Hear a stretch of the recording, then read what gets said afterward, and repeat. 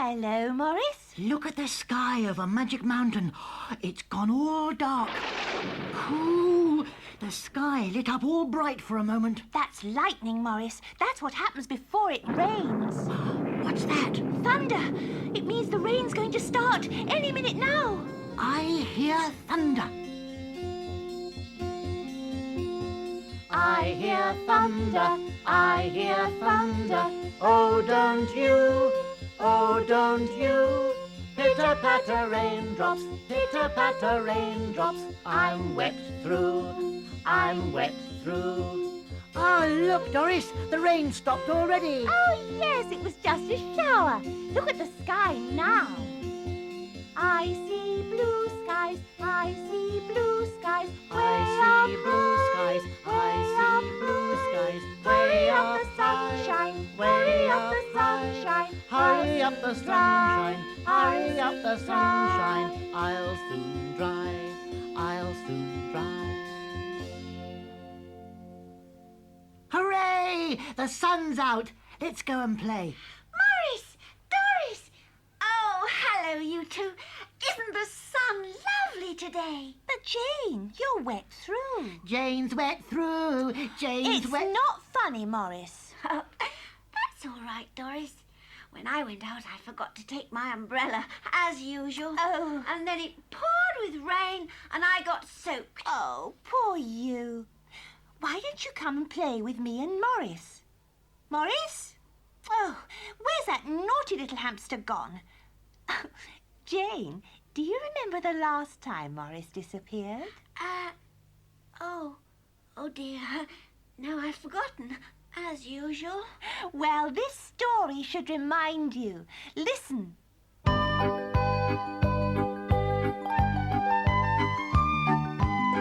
Morris goes missing. I was sitting with Jane and Morris on the very top of Magic Mountain. There was snow everywhere, and we were all looking at the view. "Isn't it lovely up here?" said Jane. "Yes," I said. "Look at those icicles." "Hey, let's play a game," said Morris, jumping up. "Oh, yes," I said. "What shall we play?" "Hide and seek," said Morris, "and you're it." "All right. I'll count to 10, and you two go and hide." As I began to count, Morris and Jane ran off into the snow. 1, 2, 3, 4, I shouted. Jane quickly hid in some bushes, and Morris ran behind the big tree. "Oh, Doris will soon find me here," he sighed. "I wonder if there's a spell in my magic spell book to make me invisible." Morris quickly turned the pages and found the spell. "Ah, here we are. Now, let me see. Bing, bang, bong, fiddle-dee-dee, please make me so Doris can't see." Morris waved his wand and there was a big flash. He had completely disappeared. "Hee-hee-hee," he chuckled.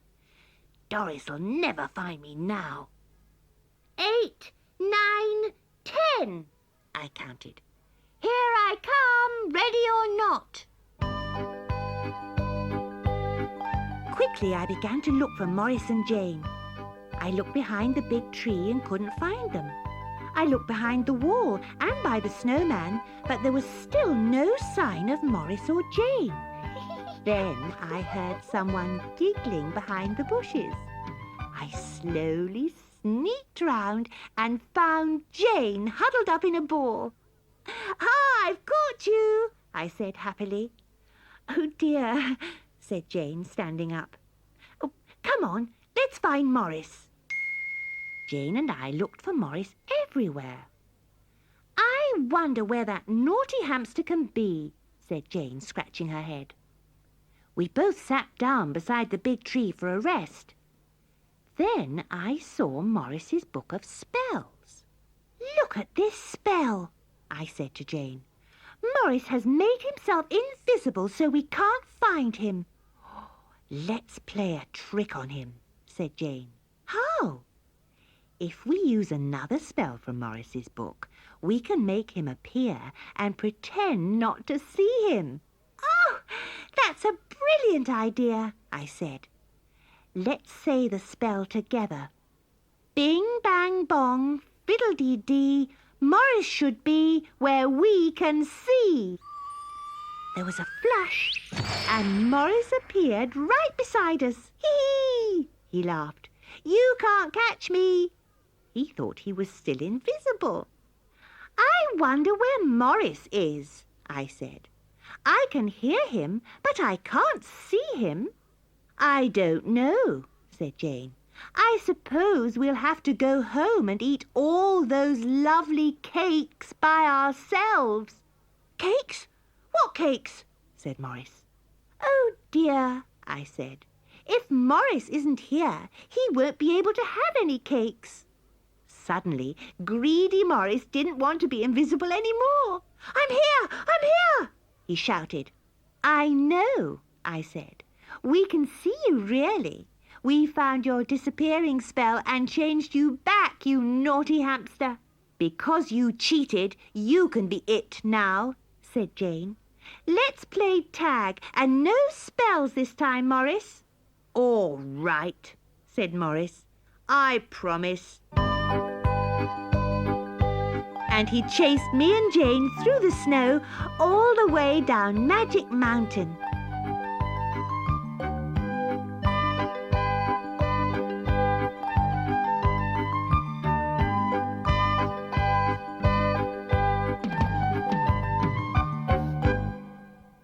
Oh, yes, Doris. I remember all that snow last winter. Didn't we have fun throwing snowballs? Yes, Jane, it was fun. Except when Morris crept up behind me and put snow down the back of my neck. Ooh! A magic mountain looked so lovely and white. Everything was white with snow. Except that big black bird. Now, what was he called? Crow in the snow. Trees and fields were white. The world was full of snow. Everything was white, except for Crow. Black as coal and black as tar, he sat beneath a tree. Everything is white, He said. except for me. But then a breeze blew through the tree. The snow slid down below. Now everything beneath is white, even Crow. Of course, Crow. That was the name of the bird we saw on Magic Mountain. I wonder where he's gone now. Probably flown away. It must have been too cold for him here in the winter. Poor old crow. I know a story about an old crow, but she wasn't a crow really. She was a dear old lady called Jasmin. Shall I tell you about her? Oh, yes, please, Denise. The story's called Jasmin's Autumn Flight.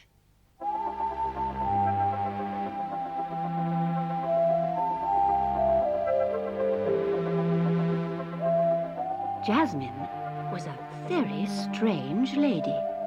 Everyone called her the Old Crow because she lived in a little house covered in creepers and surrounded by trees where hundreds and hundreds of birds lived. Jasmin loved the spring and summer when all the birds came into her garden to nest and sing. But autumn was a very sad time of year because all the birds got ready to fly away for the long, cold winter. One autumn day, Jasmin was walking in her garden. The dry leaves crunched under her feet, and the birds twittered and chirped among the golden leaves in the trees. "The autumn has come," they said. "In a few days, we must fly off to a warmer country." "Poor old crow," said the birds, looking down at Jasmin. "What a pity she can't come with us." But Jasmin had decided that if birds can fly, so could she. "This year, when the birds leave, I shall fly with them," she thought. Soon the birds were gathering in the bare trees ready to leave. "Wait! Wait!" Called Jasmin. "I'm coming too!" She clambered up the old oak tree to join them. "Hey! There's old crow up in the tree!" Shouted a little boy from the road below. "Yes! Ha! It's me, she called. I'm flying with the birds to a warmer place. And she flapped her arms as hard as she could. You'll never fly! Screeched a little girl. Just for a moment it looked as though Jasmin was flying. But then she started floating down to the ground like an autumn leaf and disappeared into an enormous pile of leaves. Oh, bother, she said, scrambling out of the leaves. but isn't it lucky it's autumn and I had a soft landing? Then Jasmin heard a very quiet chirping beside her. Oh, Jasmin, Said a little bird.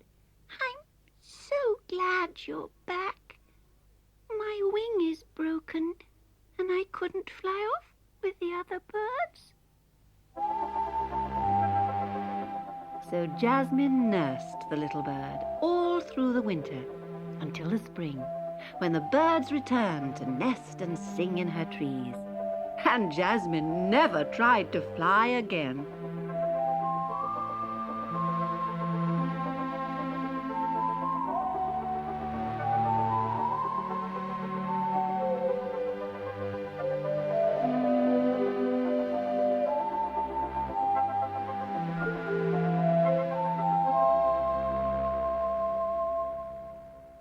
You know, Morris, in some ways I'm very like a bird. Why? You can't fly. No, And you haven't got feathers. no, And you don't live in a nest. no, that's quite true. Well, why are you like a bird then? Because I sing so sweetly, just like the robin. Can you sing Robin's song, Morris? I don't know, but I'll jolly well try.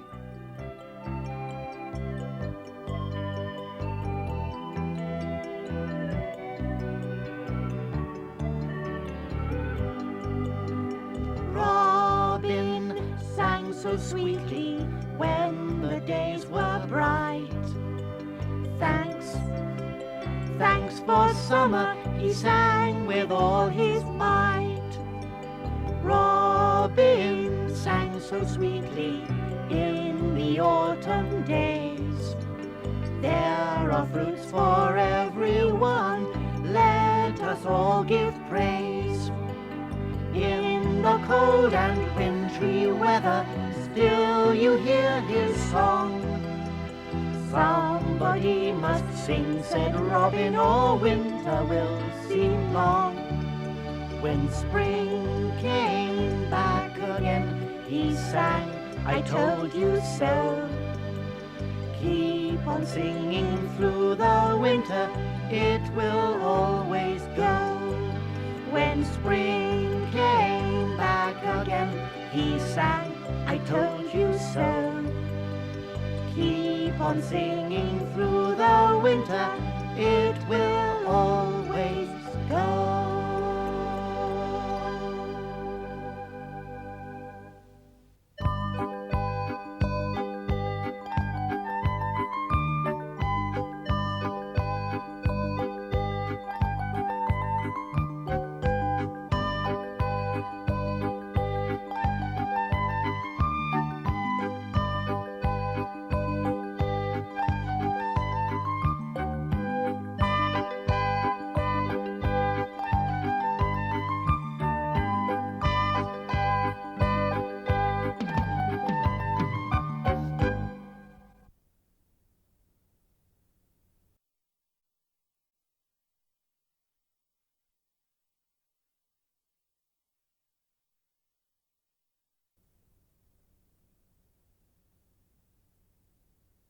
Doris, I'm freezing.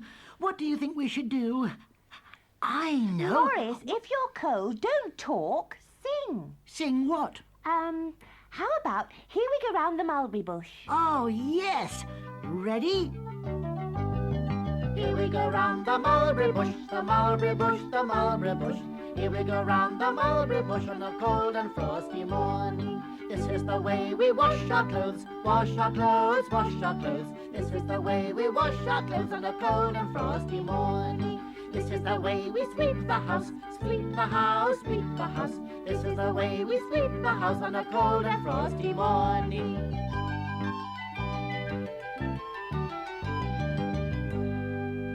Oh, that's better. I'm warm as toast now. Toast? Can I put butter and jam on you? Oh, don't be silly, Morris. But I feel like being silly. Maybe it's because it's spring. It's not spring, Morris, it's summer. Now settle down. Carol's going to tell us a beautiful story. Oh, goody. What's the story, Carol? It's all about a very little girl called Thumbelina.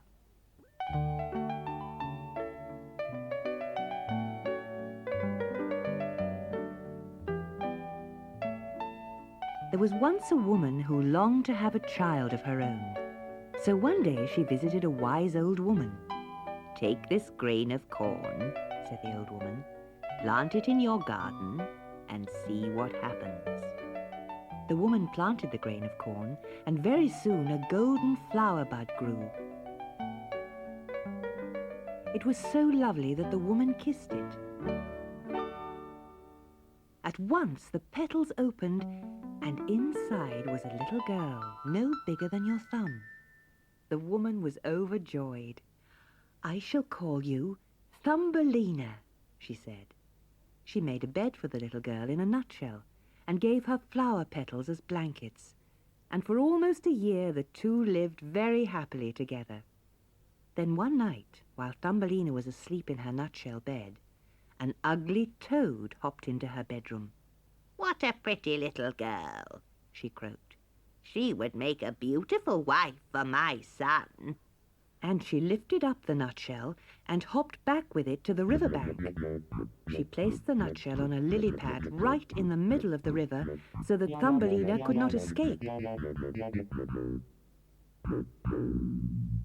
When Thumbelina woke up, she was horrified to find herself all alone in the middle of a river.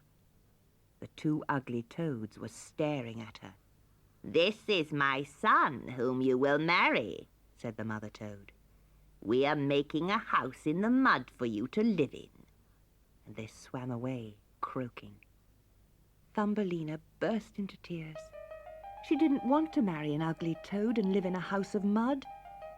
The little fishes in the river popped their heads out of the water to look at her. "Oh, fishes," she begged, "please help me." So the kind little fishes nibbled through the stem of the lily pad, and away it sailed down the river. Thumbelina sang. She was so happy to be free. Soon the lily pad drifted to the side of the river, and Thumbelina scrambled onto the bank. She found herself in a wood full of flowers. All summer long she lived in the wood. She drank the dew from the flowers, and the bees brought her honey to eat. But autumn, then winter came. And now Thumbelina had no food or shelter, for the flowers and leaves had all withered. Wrapped in a dry leaf, Thumbelina went searching for a grain to eat. Suddenly, she saw a little house. She rang the bell, and a field mouse came to the door. "Oh, spare me a grain to eat," pleaded Thumbelina. "Of course," said the mouse. "Stay with me until winter's over." Thumbelina was very grateful. She liked living with the kind mouse. One day, the mouse's rich friend, Mole, invited them to his gloomy house for supper. As they walked through the dark underground tunnel to Mole's house, they came upon a dead swallow who had fallen through a hole in the roof. "Stupid bird," said Mole unkindly. "Fancy dying just because it's winter." But Thumbelina felt sorry for the beautiful creature and tiptoed back down the passage to the swallow. As she knelt beside him, she saw his heart was beating faintly. "Why, he's not dead after all," she said. She fetched a straw blanket and wrapped the swallow in it. Then she poured some drops of water from an acorn cup into his beak. At last, the swallow opened his eyes. "Thank you, my dear," he said. "I feel better already." Thumbelina looked after him all winter, and they became close friends.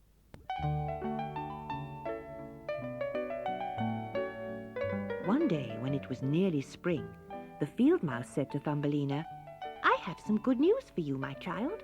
My friend Mole wants to marry you. He will look after you well." "But I can't marry him. It would mean living under the ground forever," gasped poor Thumbelina. "You ungrateful girl," said the mouse. "You shall marry him." That night, when Thumbelina went to feed the swallow, she told him her terrible news. "I am so afraid and unhappy," she said. "I don't know what to do." "I am strong enough to fly now," said the swallow. "Come with me. I'll take you away from this dark place." Quietly they cleared the hole in the passage roof, and as the sun rose, Thumbelina and the swallow soared up into the blue sky. They flew and flew until they reached a faraway land. The swallow gently set Thumbelina down in a garden full of beautiful flowers. "Hello," said a voice next to her. Thumbelina turned and saw a handsome prince no bigger than herself. "Welcome," he said. "I am the Prince of the Flowers. Will you stay and be my princess?" Thumbelina felt she was home at last. She agreed happily to marry the prince and live in his beautiful flower land. In each flower lived a fairy, and they all brought beautiful wedding presents for Thumbelina. But the prince gave her the best present of all, a tiny pair of silver wings, so that she could fly with him from flower to flower.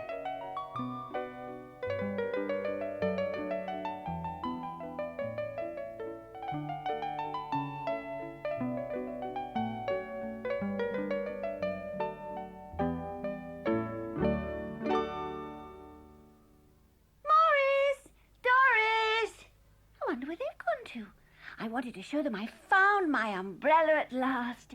Well, actually, it's not my umbrella, it's my mum's umbrella. Sometimes I pretend it's not an umbrella at all, but all sorts of other things. Listen to this rhyme. Mum's umbrella. If you borrow Mum's umbrella, things and people spring to mind. Like a broom for Cinderella. How many others can you find? How about a horseman riding, or a broomstick for a witch? Once astride, it's fun deciding which is horse and which is witch. Hold the handle by your waist and point the tip towards the sky. Take big steps and look stern-faced and be a soldier marching by. Left, right. Open up your dad's umbrella. Hold it out in front of you. Twirl it like a plane's propeller and fly up in the sky so blue. Hold a brolly overhead and climb up on your bed or chair. You've made a parachute instead, so jump and float down through the air. Now make believe a sunny day and put your brolly on the floor. You've got a sunshade straight away, and I'm sure you'll think of something more.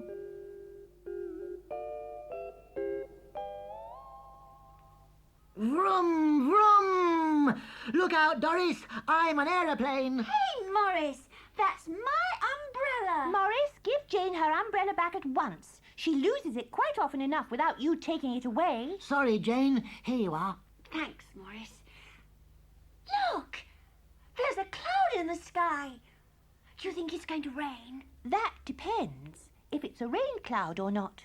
Listen to Nigel's story.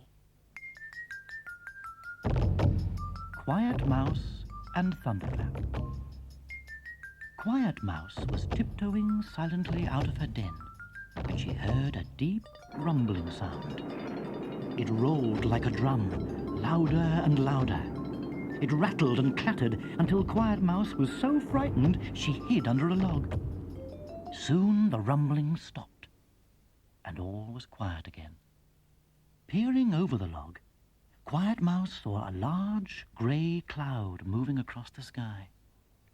Why, Thunderclap, She called.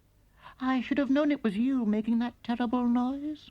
I can't help it. boomed Thunderclap. My tummy is full of rain. It slops about and makes me rumble. Can't you stop the rumbling? asked Quiet Mouse. Yellow Man, who looks after the sun, can stop it. replied Thunderclap. But he says he can't help me now. Then I will ask Yellow Man. said Quiet Mouse, and she crept off to where the earth meets the sky. Yellow Man, can you stop Thunderclap's tummy rumbling? She pleaded. Indeed I can, if I can make the sun hotter, He moaned. But now I'm very busy making the sun colder, for winter is coming soon. Although she didn't understand how the sun could stop Thunderclap's tummy rumbling, Quiet Mouse begged Yellow Man to make the sun hot just once. Okay, He agreed at last. I suppose we can't have a rumbling tom disturbing the peace and quiet. Oh, thank you, Yellow Man. said Quiet Mouse, jumping for joy. So Yellow Man made the sun hotter and hotter, and the sun made Thunderclap grow and grow. Then his tummy really started to rumble and roll like a drum, louder and louder. Suddenly, Thunderclap burst, and the rain poured down. Quiet Mouse danced happily in the rain, shouting, Now I see. The hot sun made you grow until you burst. Now we'll have no more tummy rumbles. Hooray! Soon Thunderclap's tummy was empty, and the rain and rumbling stopped. He was now a beautiful, white, fluffy cloud. Thank you for helping me. He whispered. Now I'll be as quiet Mouse.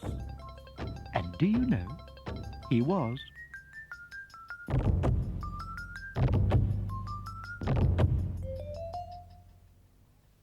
Morris, Yes? could you be as Quiet Mouse? No. It's spring. It's summer! Well, it feels like spring. Oh. And spring is the time when all the animals start to sing and dance. Listen to Denise's song.